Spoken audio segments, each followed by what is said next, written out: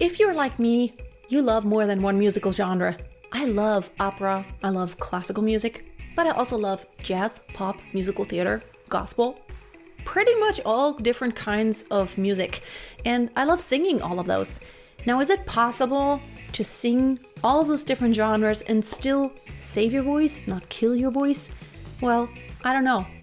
Let me just show you what I do, and then you can decide if I do it in a convincing way.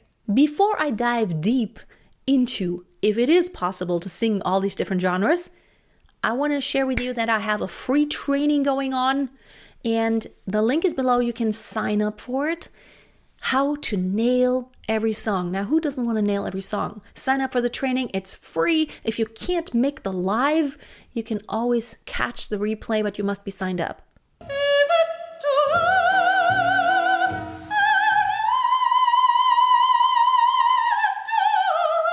Sie hielten mich an Drähten fest, als Puppe, die man tanzen lässt. Doch ich werd keine Marionette sein, wenn ich tanzen will.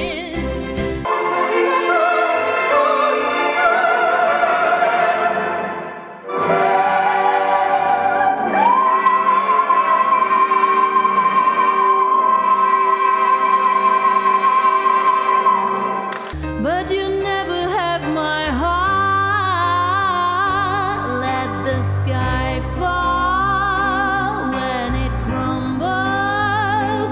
We will stand tall and face it all. Together, let the sky fall. Would you know my name if I saw you in heaven? Would it be the same if I saw you in heaven?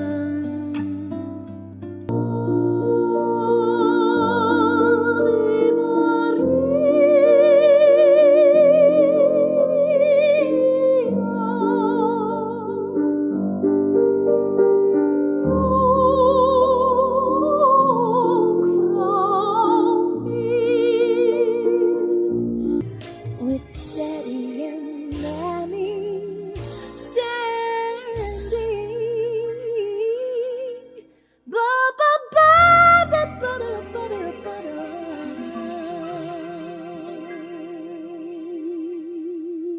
I have always loved singing in all these different genres, and I can tell you that this is my story right here. I was raised in a musical household, and I listened to opera early on, but I also listened to everything else, and I started imitating. And then later on, I actually trained my voice classically. I have a degree in vocal performance. I became a professional opera singer. And during that time when I was really heavy in opera, I did not train my pop voice, singing higher, like belting and chest voice up there. I did not train that. And as a result of that, my range in my high chest voice just wasn't that much. I didn't have a lot of range going up because I had never trained it. Then I kind of just said goodbye to opera theater just because the life was just not my thing. I just didn't want to do that lifestyle. And I became a freelancing artist. I did a lot of, things with orchestra, still classical, but a lot of cover songs with bands. I would sing at a lot of different events, and we would do sets that are like, we'd do like 5-6 hours. So 5-6 sets, each set would be an hour, 5-6-7 hours. And I did a lot of the singing. We were 2 singings, we took turns, but I did a lot of that singing. And it was all pop music, rock music, like a lot of powerful songs that needed just pizzazz. And I remember that in the beginning, like singing this whole ABBA set, it was a little hard to get all the top notes. I would switch into head voice. Now it sounded okay, but it wasn't quite like I wanted it to.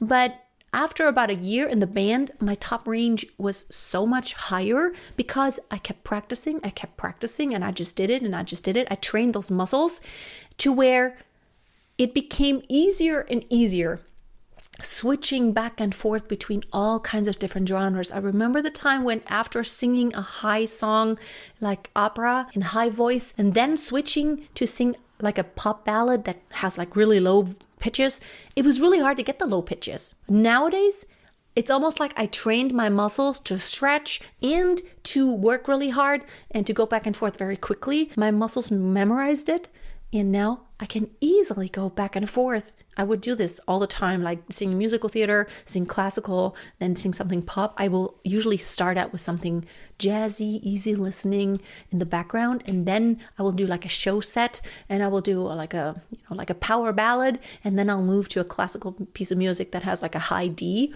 and everyone's always like, "What? They hear you sing pop, they expect that, and no one expects you to sing opera in a high D, but I can do it." And it never fails. People are always just kind of surprised. It's like, what? We didn't expect that at all. I'm just here to tell you, if you're someone who loves different genres, you can totally do it. Now, as a woman, it is more challenging because you have to juggle that difference between high chest voice in more popular sounding music and more head voice in classical music. Even in a choir, you have to kind of juggle different sounds. But it is possible. I can assure you that it's only a matter of how you train your voice. Singing pop is not going to hurt your classical voice, and singing classically is definitely not going to hurt your pop voice.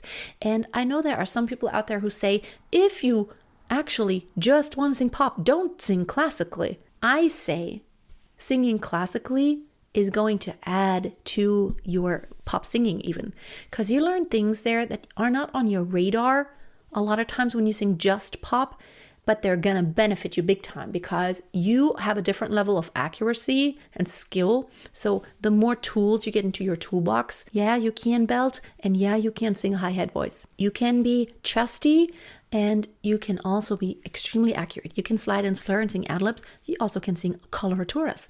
Similar, but so different. So don't be discouraged. I'm here to tell you, you can. It's only a matter of training intentionally and knowing your limitations that are right now and working on those.